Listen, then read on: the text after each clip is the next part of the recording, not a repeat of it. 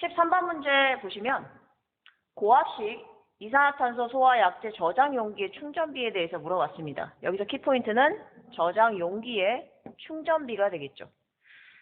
앞에서 충전비에 대해서 설명을 드렸습니다. 충전비가 뭐였죠? 단위가 리터 per 킬로그램인데 위에 있는 리터라는 것은 저장 용기의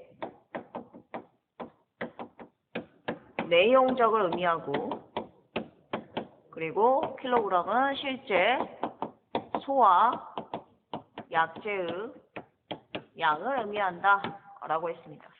두 가지로 나눠볼 수 있었죠. 저압식이 있었고 고압식이 있었습니다. 저압은 얼마였습니까? 그렇죠. 1.1에서 1.4.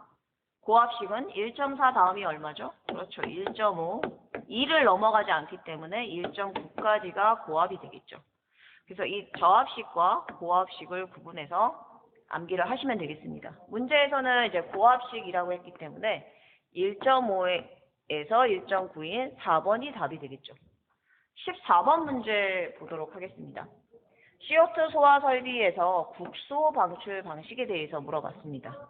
주로 나오는 것이 전역 방출 방식과 국소 방출 방식을 구분하는 것인데, 구분하는 방법은 전역 같은 경우는 방호구역 전체에다가 소화 약재를 방출하는 설비이고, 국소는 스판, 작은 지점에다가 소화 약재를 방사하는 것이기 때문에 직접 화전에 혹은 대상물에 소화 약재를 방출하는 방식이다 라고 여러분들이 기억을 하시면 되겠습니다. 호스릴 방식 같은 경우는 사람이 직접 호스를 가지고 가서 화점에 소화 약재를 방출한다 라고 기억하시면 되겠습니다. 국소에 대해서 물어봤기 때문에 대상물을 찾으시면 됩니다. 방호 대상물에 소화 약재를 분사한다 라고 해서 답은 1번. 2번에 보시면 공간 전체에다가 소화 약재를 분사한다라고 했기 때문에 어떤 방식이죠? 그렇죠. 전역 방출 방식이다. 이렇게 두 가지는 반드시 키워드로 구분하시면 되겠습니다. 15번 문제. CO2 소화 약재의 저장 용기와 선택 밸브 또는 개폐 밸브 사이에는 안전장치를 설치를 하게 됩니다. 이때 내압 시험 압력의 몇 배에서 작동하냐라고 물어봤죠. 안전장치의 경우에는 저압식 저장 용기의 경우 내압 시험 압력의 0.64배에서 0.8배의 압력이었을 때는 안전장치로 안전 밸브가 작동이 됩니다. 즉, 이 상태라는 것은 과압이란 뜻이죠. 과압이었을 때 안전 밸브가 열리기 때문에 압력이 결론은 떨어지게 되겠죠. 두 번째의 경우에는 이제 내압 시험 압력의 0.8배에서 내압 시험 압력까지입니다. 이 경우에는 이제 봉판이라는 게 파괴가 되겠죠. 이 봉판이라는 것은 얇은 금속판으로 여러분들이 생각하시면 되고, 이 금속판이 파열이 된다. 이렇게 생각하시면 됩니다. 파괴가 되면 당연히 압력이 떨어지게 되겠죠. 따라서 안전밸브와 봉판을 우리는 안전장치라고 합니다. 여기서 압력에 대해서 물어봤는데 지금 0.8배가 중복이 되기 때문에 답은 1번 0.8배를 답으로 골라주시면 되겠습니다. 16번 문제. 전역 방출 방식에 있어서 유류 같은 경우는 표면 화재가 발생이 되죠. 표면에서 화재가 발생이 됩니다. 이때 이산화탄소 소요량이 몇 분 이내에 방사되어야 하는가 라고 물어봤습니다. 자, 이 문제는 뭐냐면 약재 방출 시간. 이 약재 방출 시간에 대해서 물어보는 문제라고 생각하시면 됩니다. 별 3개. 17번과 같이 보겠습니다. 이 약재 방출 시간은 두 가지로 나눌 수 있습니다. 전역 방출 방식과 국소 방출 방식이 있는데, 전역의 경우에는 이제 표면 화재와 심부 화재로 나눠볼 수 있습니다. 표면 화재 같은 경우는 가연물 표면에서 발생하는 화재라고 보시면 되고, 심부 화재의 경우에는 가연물 내부에서도 화재가 발생하는 경우라고 보시면 됩니다. 당연히 가연물 내부까지 약재가 침투되어야 되기 때문에 표면의 경우에는 1분 이내로 시간이 짧고 심부의 경우에는 7분 이내이다 라고 여러분들이 기억하시면 됩니다. 국소 방출 방식은 이제 대상물에다가 직접 약재를 뿌리는 것이기 때문에 훨씬 시간이 짧습니다. 30초. 그래서 여러분들이 1분, 7분, 30초를 기억하시면 됩니다. 자, 문제에서 물어본 건 저녁 방출 방식의 표면이기 때문에 몇 분일까요? 그렇죠. 1분이 되겠죠. 17번 문제 볼게요. 저녁 방출 방식의 심부 화재라고 했습니다. 심부라고 하면 가연물 내부까지 약재가 침투해야 되기 때문에 시간이 길다. 몇 분이었죠? 그렇죠. 7분이었습니다. 답은 4번. 17번 문제 해설 부분을 조금 더 살펴보도록 하겠습니다. 분사 헤드에는 전역 방출 방식과 국소 방출 방식의 분사 헤드가 있습니다.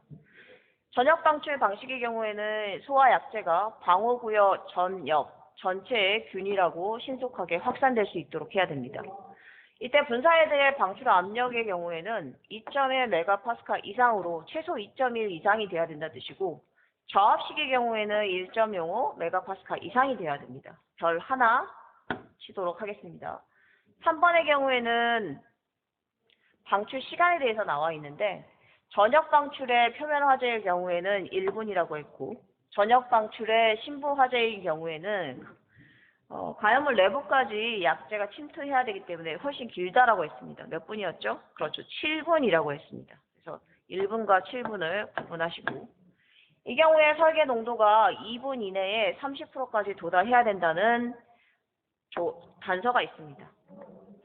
국소 방출 방식의 분사 헤드의 경우에는 소화약재의 방출에 따라서 가연물이 비산하지 아니하는 장소, 가연물이 비산하면 안 되겠죠. 그래서 뭐 좋은 말이라고 생각하시면 됩니다.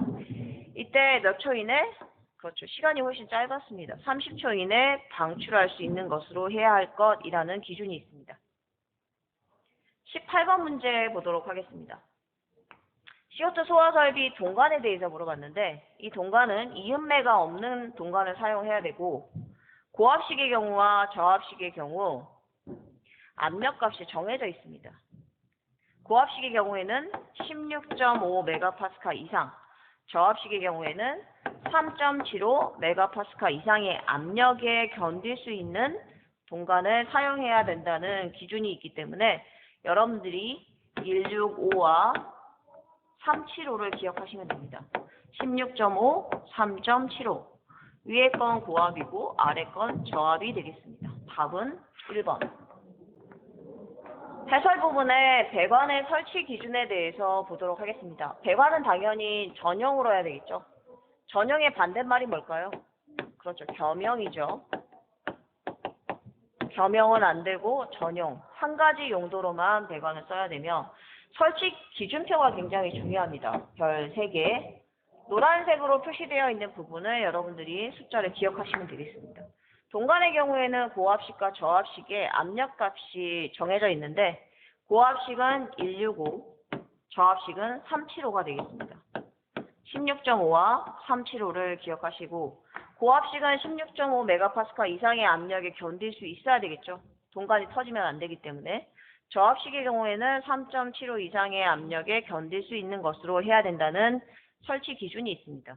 배관 부속을 보시면은 고압식의 1차 측, 그리고 고압식의 2차 측과 저압 쪽에 대해서 얘기했는데, 1차 측의 압력이 훨씬 높기 때문에 설계 압력이 9.5MPa로 높고, 그리고 고압식의 2차 측과 저압식은 상대적으로 압력이 낮죠. 따라서 4.5MPa로 할 것이라는 설계 압력이 주어져 있습니다.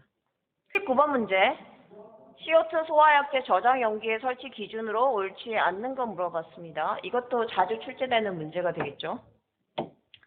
이러한 저장 용기의 설치 장소를 보면 방호 구역이 있으면 이 공간 안이 방호 구역이 되겠죠. 저장 용기는 어디에 설치되어 있습니까? 그렇죠. 방호 구역 밖에 설치되어 있죠. 저장 용기가 밖에 설치가 되어 있기 때문에 방호구역 외의 장소에 설치한다라는 설치 기준이 있고, 두 번째, 온도가 40도씨 이하라고 되어 있습니다. 가스는 온도가 높으면 폭발의 위험이 있기 때문에 40도씨 이하로 유지하고 당연히 온도 변화가 적은 곳에 설치를 해야겠죠. 직사광선을 맞게 되면 당연히 온도가 올라가기 때문에 직사광선을 피해서 그리고 빗물을 피해서 그러한 우려가 없는 곳에 설치를 합니다. 그리고 방화문으로 구획을 하게 되면 방호구역 내에 화재가 발생하더라도 가스통에는 영향을 주지 않겠죠. 그래서 방화문으로 구획한다라는 설치 기준이 있습니다. 5번째 보시면은 용기가 설치된 구심을 표시하는 표지도 있어야 되며 그리고 용기 간의 간격은 점검을 위해서 몇 cm? 그렇죠. 3cm 이상 간격을 유지해야 합니다. 이러한 저장 용기와 집합 간을 연결하는 연결 배관의 경우에는 체크 밸브를 설치해서 한쪽 방향으로만 가스가 흐르도록 해야 한다라는 설치 기준이 있습니다. 즉, 역류를 방지하기 위해서 체크 밸브를 설치한다라고 보시면 됩니다. 문제 풀어보도록 하겠습니다. 방화문으로 구획 맞죠? 40도씨 이하 맞고 온도 변화가 적은 곳 맞습니다. 용기 간의 간격이 2cm였나요? 아니죠. 몇 cm였죠? 그렇죠. 3cm의 간격을 유지해야 되며 방호구역 외의 장소에 설치를 해야겠죠. 답은 3번이 되겠습니다. 20번 문제. CO2 소화 설비 시설 중에 소화를 했습니다. 했으면은 그 남아있는 잔류 가스를 배출을 시키거나 혹은 희석, 농도를 떨어뜨려야 되겠죠. 왜? 위험하니까 안전상 이유로 배출하거나 희석을 해야 됩니다. 따라서 배출 설비를 설치해야 되는데 이러한 배출 설비 설치 대상이 아닌 건 물어봤습니다. 어떠한 경우에 배출이 잘 안 될까요? 그렇죠. 밀폐된 거실이거나 아니면 창이 작은 무창층, 창이 없거나 작은 곳, 그리고 지하층 같은 경우는 이 잔류가스 배출이 어렵습니다. 그래서 이런 경우에는 배출 설비를 설치해야 되겠지만 피난층, 주로 어떤 층이죠? 그렇죠. 1층이 되겠죠. 1층 같은 경우는 이제 외기와 항상 통해 있기 때문에 배출이나 희석이 유리합니다. 그래서 피난층에는 굳이 설치할 필요가 없다. 답은 1번. 21번. CO2 소화 설비에서 방출되는 가스 압력을 이용하여 배기덕트를 차단하는 장치라고 했습니다. 배기덕트를 차단하는 장치 뭘까요? 피스톤 릴리즈 댐퍼가 되겠습니다. 그래서 피스톤의 P, 릴리즈의 R, 그리고 댐퍼의 T에서 PRD를 우리는 피스톤 릴리즈 댐퍼라고 합니다. 답은 2번이 되겠고 하단의 그림 사진을 보게 되면 세 가지로 구성이 되어 있습니다. 댐퍼와 그리고 상단의 이 부분 피스톤이 설치가 되어 있고 그리고 피스톤 옆에 이 부분 릴리즈라고 보시면 됩니다. 댐퍼의 경우에는 덕트 내부를 차단하여 기류의 흐름을 차단한다라고 했는데 이 덕트 내부를 보시면은 구멍이 있습니다. 이 구멍을 차단할 때 중간에 고정 부분이 있습니다. 고정 부분이 있고 원판이 이렇게 있는데 이 원판을 회전시키게 되면 개폐가 됩니다. 즉 열리기도 하고 닫히기도 하겠죠. 그래서 약재가 방출될 때는 이 원판을 닫아서 약재를 방출시켜야지 소화 효과가 높아지겠죠. 따라서 댐퍼는 내부를 차단한다라고 보시면 되고 피스톤은 이 댐퍼를 기동하기 위해서 동력원이 필요합니다. 그래서 피스톤의 직선 운동을 회전 운동으로 바꿔줍니다. 이 직선 운동을 하는 부분이 바로 피스톤인데 공압을 이용하는 방식과 전기 에너지를 이용하는 방식 두 가지가 있다라고 되어 있습니다. 릴리즈의 경우에는 이 댐퍼와 피스톤을 연결하는 부분으로 피스톤의 직선 운동을 이제 회전 운동으로 바꿔가지고 이 판을 열거나 닫는다라고 보시면 됩니다. 따라서 피스톤의 동력을 댐퍼로 전달시키는 장치가 릴리즈다라고 이해하시면 될 것 같습니다. 이 가스계 소화 설비를 적용하는 피스톤 릴리즈 댐퍼는 방호구역 내에 소화 약재가 방출될 때 소화 효과를 높이기 위해서 방호구역 이외로 소화 약재가 누설될 수 있는 개구부, 즉 창문이라든지 환기팬, 덕트 등을 닫아주는 장치라고 여러분들이 정의 내리면 됩니다. 아래에서 설명했듯이 주요 구조부는 댐퍼와 피스톤, 릴리즈로 구성되어 있다 하는 역할은 계부부를 닫아서 소화 효과를 높인다. 이렇게 기억하시면 됩니다. 자, 22번 문제 계속 출제되는 문제가 되겠죠. CO2 소화 설비에서 저장 용기에 대해서 물어봤고 고압식과 저압식의 압력값에 대해서 물어봤습니다. 앞에서 설명했듯이 충전비에 고압식과 저압식이 있었고 저장 용기에도 고압식과 저압식이 있었습니다. 저장 용기의 고압은 25, 저압은 35라고 했죠. 앞에가 고, 밑에가 저. 위에가 칼이기 때문에 밑에다가 점을 하나 찍어라 라고 했습니다. 그래서 여러분들이 25와 35를 암기를 해주시면 됩니다. 이러한 압력에, 즉 내압 시험 압력에 합격한 것으로 저장 용기를 설치를 해야 되겠죠. 자, 답은 얼마입니까? 25와 3.5. 3번이 답이 되겠습니다. 13번 문제, 가스계, 물 분모 등 소화 설비의 면제 기준에 대해서 물어봤습니다. 가스계, 물이 빠졌네요. 물 분모 등 소화 설비를 설치해야 하는 차고나 주차장이 있습니다. 이때 설치가 면제되는 조건이 있는데 자동 소화 설비가 설치된 경우에는 면제가 됩니다. 왜? 이 설비가 설치되어 있기 때문에 불이 나더라도 문제가 없다라고 보는 것이죠. 따라서 3번에 있는 스프링클러 설비가 자동 소화 설비이기 때문에 물 분무 등 소화 설비를 설치하지 않아도 된다. 이렇게 보시면 됩니다. 옥내의 경우에는 뭡니까? 그렇죠. 수동 소화 설비겠죠. 옥외도 수동입니다. 왜? 사람이 직접 호스를 가져와서 화점에 물을 분사하는 형태이기 때문에 수동이라고 보시면 됩니다. 4번의 간이 스프링클러 설비는 뭔가요? 간이 스프링클러 설비는 이제 소규모의 작업장에 설치되는 스프링클러 설비라고 보시면 됩니다. 스프링클러 설비만큼 소화 효과가 없기 때문에 이 경우는 이제 완전한 자동 소화 설비로 보기 어렵습니다. 따라서 4번의 경우는 X, 답은 3번이 되겠습니다. 4번 문제, 저압식 CO2 소화 설비 소화 약재 저장 용기에 설치하는 안전 밸브의 작동 압력에 대해서 물어봤습니다. 내압 시험 압력의 몇 배에서 작동하는가? 라고 했습니다. 앞에도 설명했었죠. 내압 시험 압력의 0.64배에서 0.8배까지 압력이 높은 경우는 어떻게 한다? 안전 밸브를 이용해서 안전 밸브를 개방하게 되면 압력이 떨어지게 되겠죠. 두 번째, 0.8배에서 내압 시험 압력까지.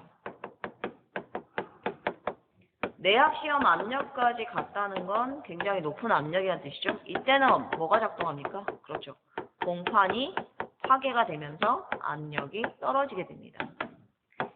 자, 물어본 건 뭐냐면 봉판이 아니라 안전 밸브에 대해서 물어봤기 때문에 0.64에서 0.8, 즉 3번이 답이 되겠죠.